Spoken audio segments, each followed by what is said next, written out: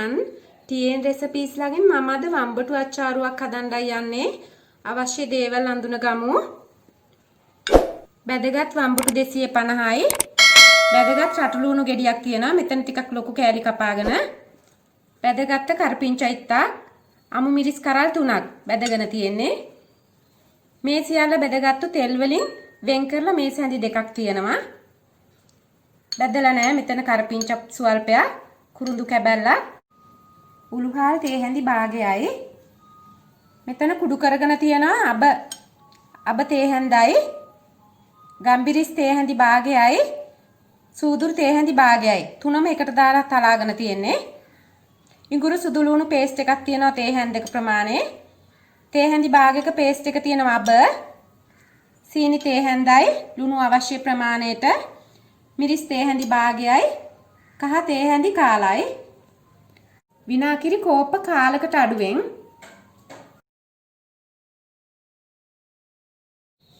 දැන් හදන්න පටන් ගමු.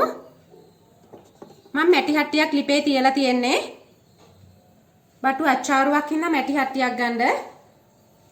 වෙන් කරගත්ත අපේ තෙල් ටික දාගන්න දැන්.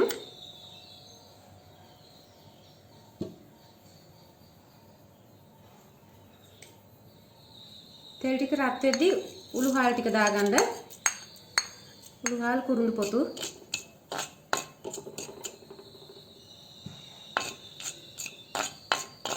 ස්වල්ප වෙලාවක් තියන්නේ දෙක. දැන් අපි උළුහාල් කුරුඳු දාගෙන තියෙන්නේ. ඒකටම කරපිංචා කොළ දෙක තුනක් දාගන්න.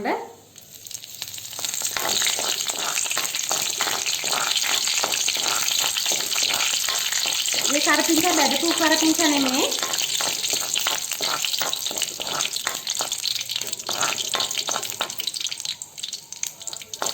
අපේ කුඩු කරගත්ත අබ, ගම්බිරිස්, සූදුරු ඒ තුනම දාගන්න.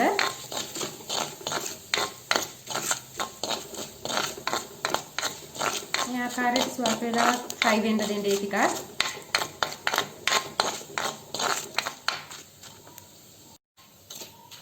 දැන් අපි ඉඟුරු සුදු ලුණු පේස්ට් එක දානවා. මේ ගින්දර අඩු කරලා තියාගන්න.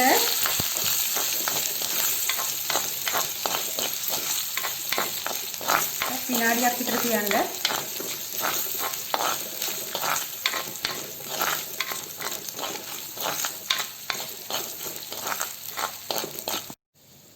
දැන් අපි වෙන් කරගත්ත මිරිස් කුඩු ටිකයි, කහ, සීනි, ලුණු ඔක්කොම එකට දානවා.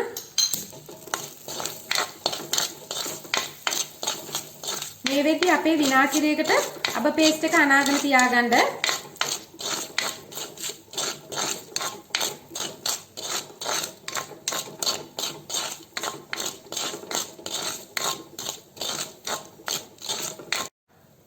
දැන් විනාකිරි දාගන්න යන්නේ. විනාකිරි වලට මම අබ පේස්ට් එක මික්ස් කරගෙන තියෙන්නේ.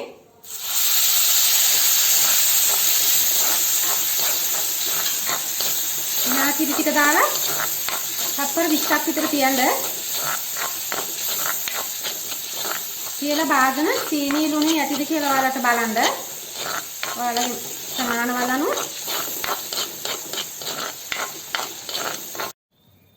තප්පර 20කට පස්සේ අපි බා ගන්න ඕන විනාකිරි දාලා. දැන් අපි මේකට අපේ බැදගත්ත සියල්ලම දේවල් කලවම් කරගන්න ඕන. දැන් අපේ විනාකිරි එකට අපි දාගන්නයි යන්නේ බැදගත්ත සියල්ලම දේවල්. වම්බොටු, ලුණු, මිරිස්, කරපිංචා ඔක්කොම දාලා මිශ්‍ර කරගන්න. මේක බටු මෝජුවක් නෙමේ, බටු අච්චාරුවක්. මේ ආකාරයට මිශ්‍ර කරලා පැය 4ක් විතර වහලා තියන්න. පැය 4කට පස්සේ තමයි ඔයාලට ආහාරයට ගන්න පුළුවන්. වැඩි ප්‍රමාණයක් හැදුවොත් ඔයාලට බෝතලයකට දාලා ශීතකරණේ තියාගෙන කන්නත් පුළුවන්.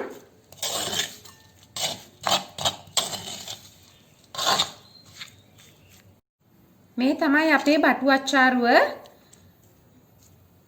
ඔයාලගේ විනාකිරි මිශ්‍රණයට තමයි අපි දාගන්නේ මදි නම් මේ ලුණුයි සීනි. බාගත්තට පස්සේ දාලා ඉවර වෙලා තමයි අපි මේ බැදගත්තු මිශ්‍රණය එකට කලවම් කරගන්නේ.